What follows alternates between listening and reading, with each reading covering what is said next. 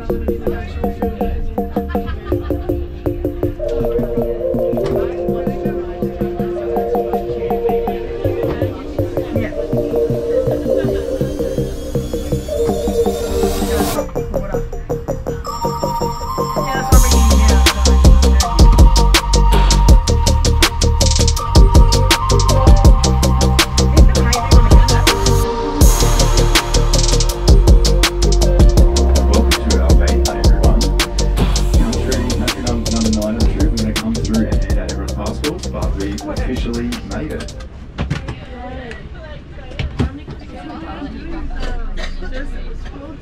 You may use your feet.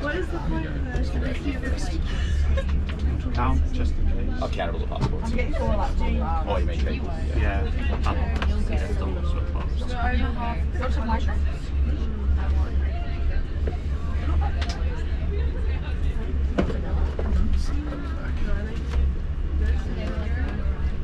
How many Mercedes cars can you count? I know. So many.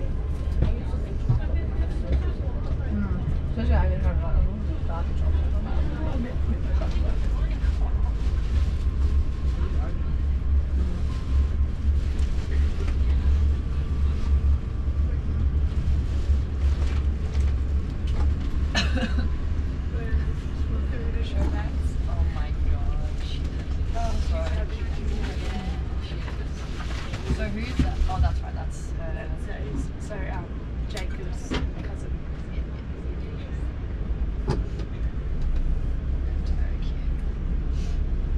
And she's the youngest by like the next youngest is 17, so she's spoiled.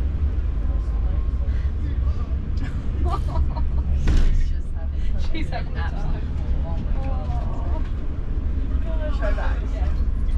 Dad used to give us a budget, and we had to, that's like how he taught us a budget. You guys use X amount of money. You're allowed as many show bags as that price. yeah. Oh my god, that's so good. And he'd give us the cash. He said, "What's that? It's gone. It's gone." Yeah.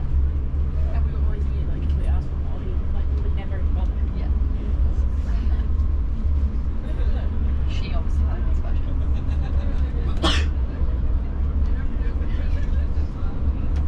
We always call Zoe Sarah and Jacob's test child. We take her all the time. Yeah.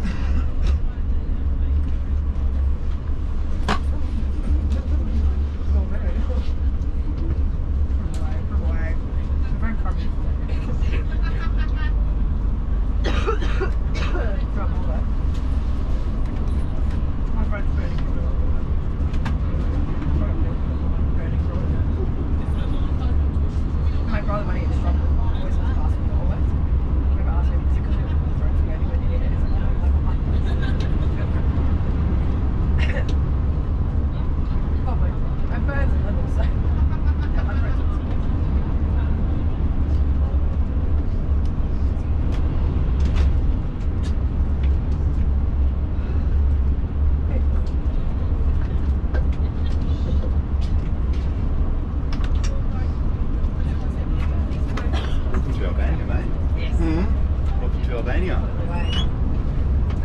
Yeah. Made it. Oh yeah. Good white cows.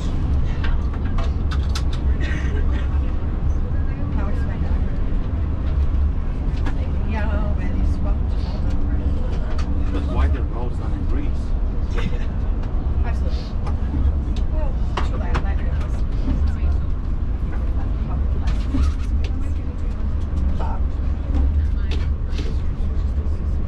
Main thing is one word is fine. And don't mind. Try me.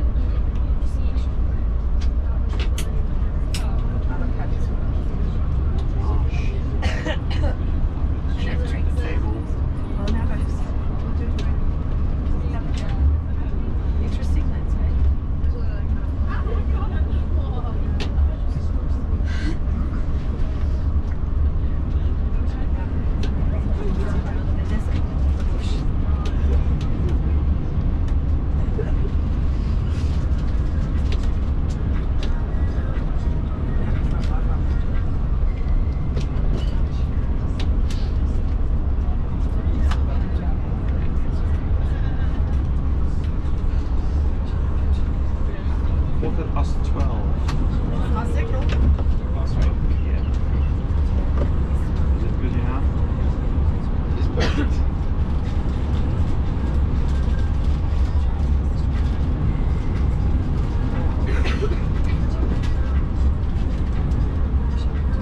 look at the left-hand side of the coach, we just went past it, but you're going to see a lot more through the countryside. You'll see like these like concrete domes. They are bunkers, because there was a movement in the 70s when Albania was moving out of being communist, that they decided to try and basically be isolated from the rest of the world intentionally. And part of that was creating bunkers all over the country. So keep an eye out, they'll be scattered all over the countryside. And also on the drive into our lunch stop as well, I just want everyone to like look around, because Albania is one of the poorest countries in Europe. The average income is about 7,000 euros a year, but you'll see, and well, actually I just want you guys to tell me, take a look at all the cars around and see if you notice anything. Well, not right now, but as we're driving in, see if you can see anything. Bullshit. Probably nice day. Welcome to bullshit, everyone.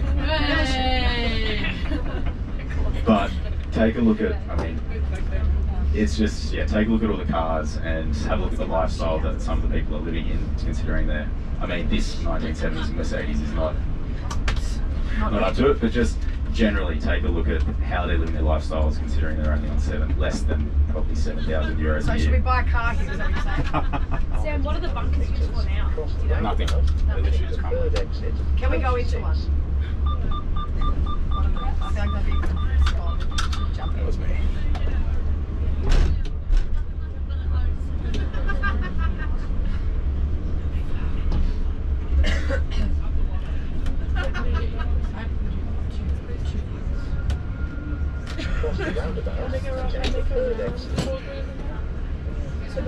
Yeah, like if it's a busy month or not, you know what I mean? Well, I know if I make more and I make less, you know? I just like random markers. Just in my yeah, I make 40 my wage is only my wage is only 2 days and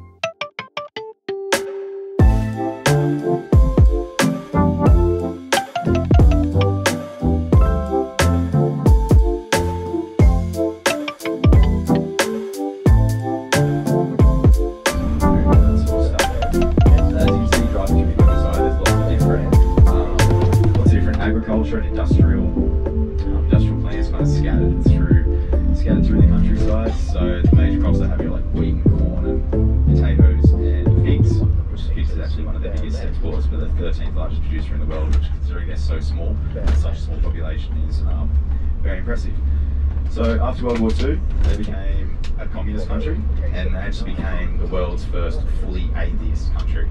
Now that wasn't by choice of the people, it's obviously under communist rules, mostly a dictatorship. They closed down all of the mosques and churches, and they banned anyone to have a beard. So if you had a beard, you had to shave it off. And during this time, people were encouraged to have babies, and they tripled their population in a short couple of years and decades. So, as I mentioned earlier, with all the bunkers, so they decided to become their dictatorship decided to be isolated from the world in 1978, and that was basically after the Soviet invasion of Czechoslovakia in 1968, and Albania left the Warsaw Pact, and it brought in its self-reliant defence policy. So it's estimated that anywhere between 60 to 150,000 of those little igloos were kind of built all over the countryside, but some estimates have it up at 600,000. So they're scattered all over the countryside, and a lot of them are just in disrepair now, falling apart all over the countryside. So, but during this time, you know, it kind of sounds pretty miserable if you're in the country at the time. Check out this traffic that we've got coming up here. You might, Do you reckon it's for sale? we might be stuck here for a while. Do you reckon it's for sale? I think if you'll give him 10 euros, I could. they wouldn't mind. Did you want That's to so cool. Must be best coach you ever. I don't think we could. So it sounds like a pretty miserable time to be in Albania when they're trying to cut themselves off from the rest of the world intentionally. But it actually did a decent amount of good for the country. So they got rid of, so they had kind of the countryside was littered with swamps, had a lot of bad animals and bacteria and that sort of stuff, which was actually affecting the local population. So the government decided to drain a lot of them. They put a massive investment in infrastructure, so railway lines, hydroelectric plants, and roads. As you can see, the roads are in tip-top quality today.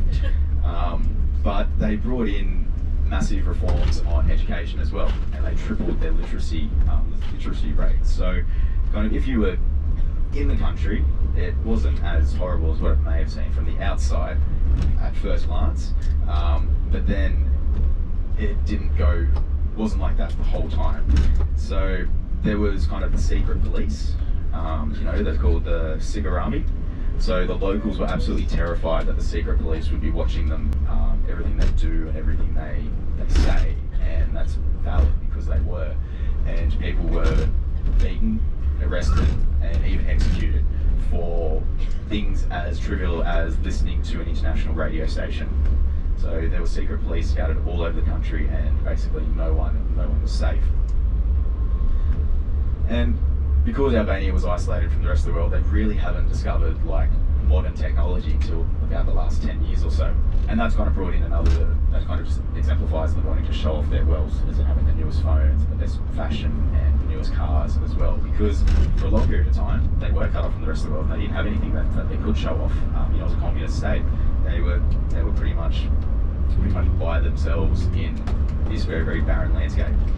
But in the early 90s, they held free elections, so that ended 47 rules of the communist leader. And basically the president that they brought in, it was a free election, but it wasn't really a free election. So the president that they brought in was shortly after removed for many things of corruption and basically just not being a nice person, which kind of he helped bring in a lot of the black market, kind of, or almost even grey market, because it was backed by the government, of smuggling. So bringing contraband in or out of the country, depending on what they want to do to make their money. So if anyone's seen the movie War Dogs, Yep. with Jonah Hill, about, you know, they have a big stockpile of tanks and guns and ammunition, that's true. There were warehouses and churches and homes scattered all over the country that were stockpiled with mostly Soviet era from the Cold War, or even before, that they were then selling on the black market and making a lot of money. And also drugs as well. So they were a lot of movement in and out of the country to the rest of Europe, because you could easily fly or drive into, or mainly fly into Albania from the Middle East, Africa, Asia, and then from here you could kind of still fairly easily get to the rest of Europe. And because, you know, the conversion rate you'll see here is very cheap, they could sell, you know, guns, drugs, basic electronic goods, cars, that sort of stuff in different European countries and make a lot of money for it. So that's where a lot of the generational wealth comes from, of people's parents, people's grandparents having money and then passing it down to their kids, which then they can show off. But still, they're buying beyond their means. Like, they can't afford to have the cars that they do. But Albania is taking big steps to move forward in the last 20 years or so, but they've still got a long way to go, as you can see. So there's still a big problem of corruption, basically in everyday life. But they did join NATO in 2009, and the EU is their big next goal. But the EU, when you apply to become part of the EU and use the euro, they basically go through the country's economy with a fine-tooth comb and find every single little place where it's not stable and it has potential to cause a disruption to the euro currency as a whole. And they look at corruption and all this sort of stuff through the whole country. So they are a little bit away off that, but they are trying. So there's a heavy Turkish and Greek influence on the food, with lamb being very, very popular, and mainly in the mountains and in the main cities, and then seafood along the coast. So it's normally very, very fresh, you know, farmed very quickly, and then served almost, you know, almost straight away. So baklava is also very popular here as well, so you'll be able to find that in many different places.